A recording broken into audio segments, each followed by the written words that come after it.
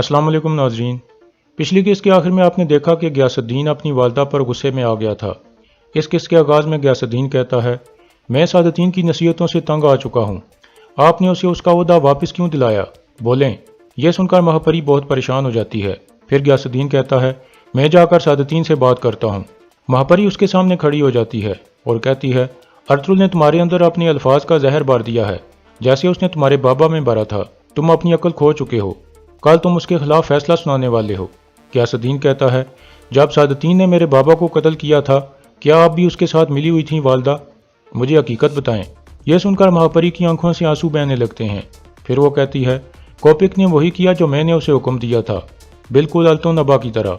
अगर तुमने अर्तुल को सजाए मौत ना दी तो ये सारा इल्ज़ाम हमारे ऊपर आ जाएगा, इसलिए रुक जाओ। गियासुद्दीन कहता है, तो मेरे उस्ताद अल्तो नबा का भी इसमें हाथ है। अर्तुल सही था। कातलो, ये आपने क्या किया वालदा? आप मेरे बाबा को कैसे कत्ल कर सकती हो? महापरी कहती है, अगर क्रिज अरसलान सुल्तान बन जाता तो वो उसी दिन तुम्हारा सर उतार देता। मेरा गुनाह बड़ा है, लेकिन मैंने ये सिर्फ तुम्हारे लिए किया है गियासुद्दीन।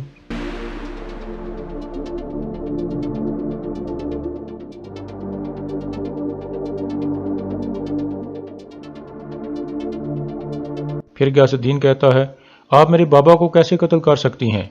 महापरी कहती है, ये मत भूलो कि तुम्हें सुल्तान बनाने वाली भी मैं ही हूँ बेटा। गियासुद्दीन कहता है, मुझे बेटा मत कहें। मैं उस दिन पर लानत भेजता हूँ जब आपने मुझे पैदा किया था। महापरी कहती है, ऐसा मत कहो बेटा, सुल्तान को मरना था। कल हर हाल में तुम्हें अर्तुल को सजाए मौत देनी होगी।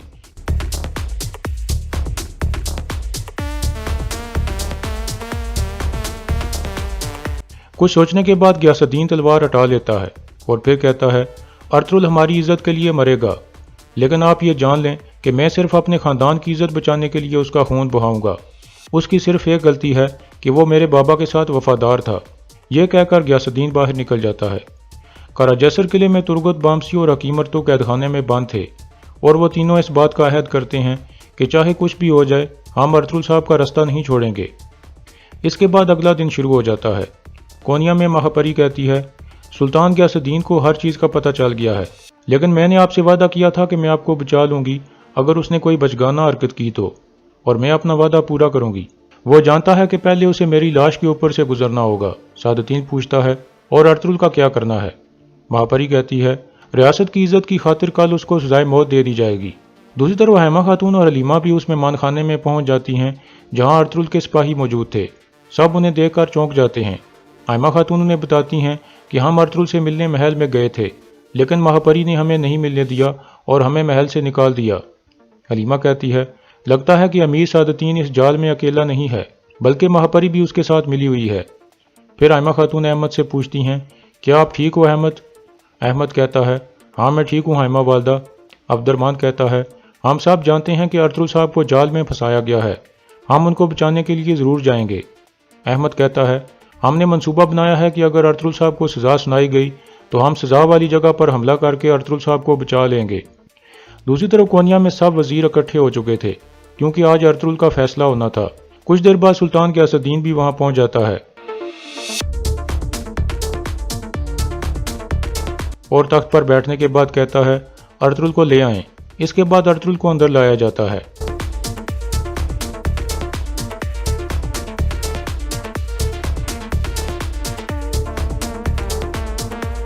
फिर गियासुद्दीन खड़ा होकर कहता है, अर्तुल साहब, आप पर सुल्तान अलाउद्दीन को कत्ल करने का इल्ज़ाम है। फैसला सुनाने से पहले मैं आपके अल्फाज सुनना चाहता हूँ।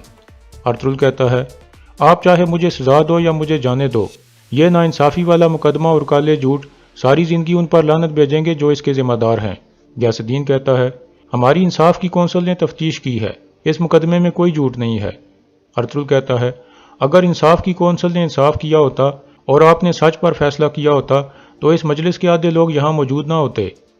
ये सुनकर कुछ लोग शोर करने लगते हैं और कहते हैं, ये क्या कह रहे हो अर्तुल साहब? गियासुद्दीन साहब को खामोश कराकर कहता है, फैसले का वक्त आ गया है। मैंने फैसला किया है कि काई कबीले के सुलेमान शाह के बेटे अर्तुल साहब को। इसी दौरान दरवाज़ा खुलता है और इब्नुल अरबी अंदर दाखिल हो जाते हैं।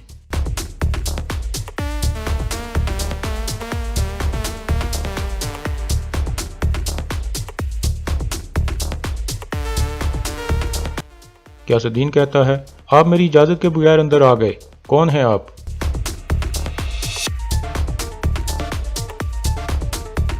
ابن العربی کہتے ہیں میں اللہ کا ایک غریب بندہ ہوں جو لوگوں کو انصاف کا مطلب اور اللہ کا عذاب یاد کرانے آیا ہوں۔ میرا نام ابن العربی ہے۔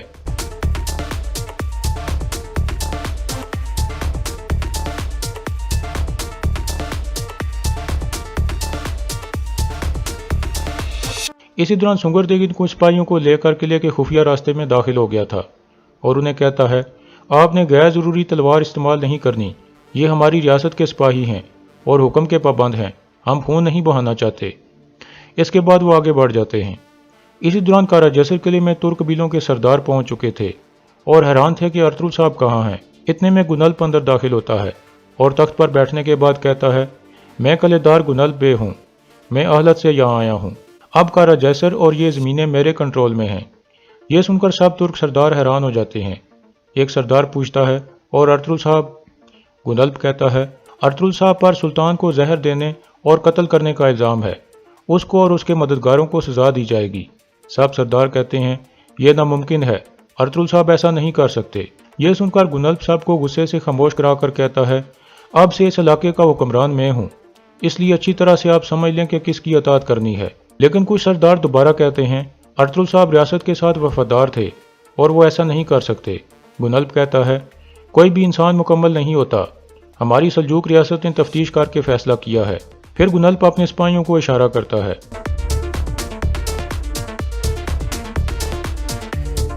گنلپ کہتا ہے یہ ہماری ریاست کی طرف سے آپ کے لیے ایک تحفہ ہے۔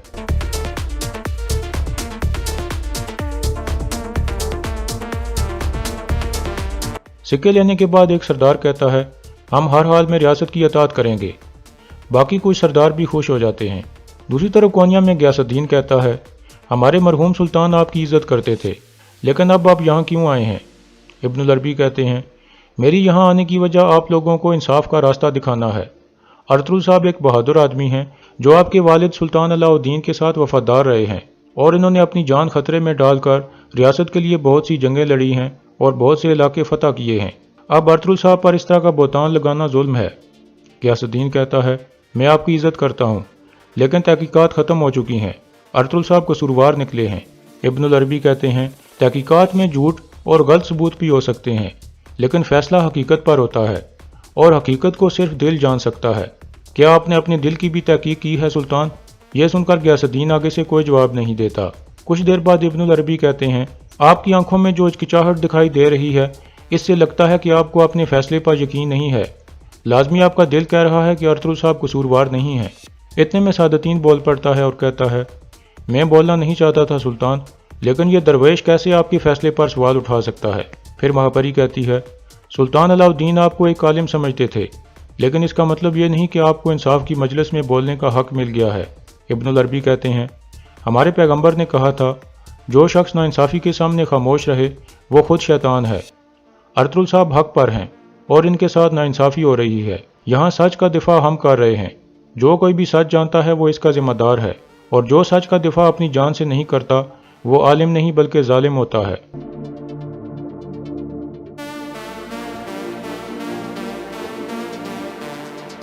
پھر ابن العربی کہتے ہیں مجھے یقین ہے کہ ارطغرل صاحب بے گناہ ہیں، اور مجھے یقین ہے کہ آپ لوگوں کو بھی ان کی بے گناہی کا اتنا ہی یقین ہے۔ اب اگر اس کے باوجود آپ ارطغرل صاحب کو سزائے موت دینا چاہتے ہیں تو پہلے آپ کو مجھے سزائے موت دینی ہوگی۔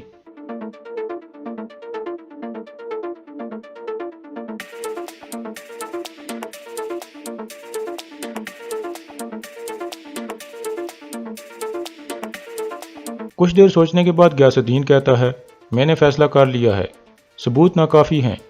ہمارے مرحوم سلطان کا ارطغرل صاحب پر اعتماد اور ابن العربی کی گواہی کے بعد میں نے فیصلہ کیا ہے کہ ارطغرل صاحب بے گناہ ہیں اور انہیں فوراً آزاد کیا جائے۔ یہ سن کر مہاپری اور سعادتین بول پڑتے ہیں، لیکن غیاث الدین کہتا ہے خاموش، یہاں سلطان کون ہے؟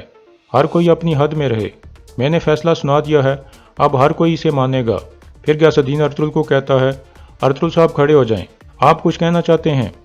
ارطغرل کہتا ہے میں امید کرتا ہوں کہ آج ابن العربی کے وسیلے سے جو انصاف یہاں ہوا ہے یہ ہمیشہ قائم رہے گا سلطان، اللہ آپ کی اور ہماری ریاست کی حفاظت فرمائے۔ غیاث الدین کہتا ہے اب آپ اپنے قبیلے جائیں اور مرحوم سلطان کی دی گئی ذمہ داریاں نبھائیں۔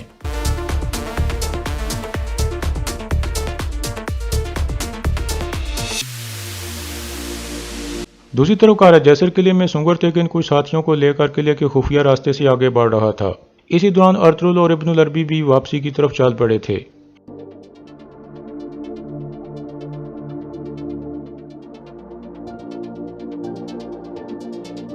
سنگر تیغن اور اس کے ساتھی قید خانے میں پہنچ چکے تھے۔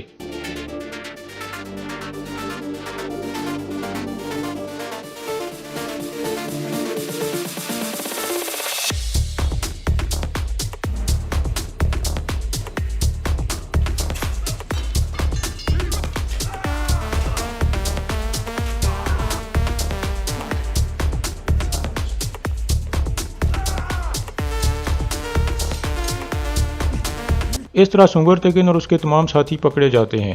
گنلپ سنگر تیغن کو کہتا ہے، میں سلیمان شاہ کے بیٹوں کا خون نہیں بہانا چاہتا تھا، لیکن تم یہی چاہتے ہو۔ پھر گنلپ سپاہیوں کو کہتا ہے، ان سب کو بھی پکڑ کر قید خانے میں بند کر دو اور ان کے لیے بھی پھندے تیار کرو۔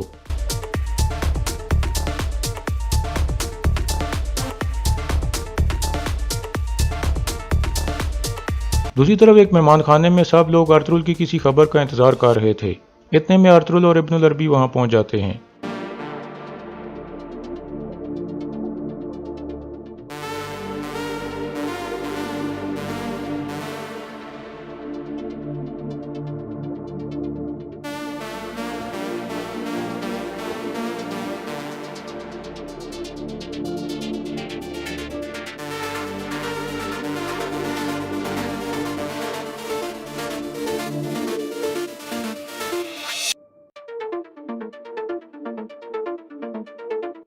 پھر ارطغرل کہتا ہے، ابن العربی کی وجہ سے انصاف ہوا ہے، انہوں نے اپنی قیمتی جان خطرے میں ڈال دی تھی، سلطان غیاث الدین نے میری بے گناہی کو قبول کر لیا ہے۔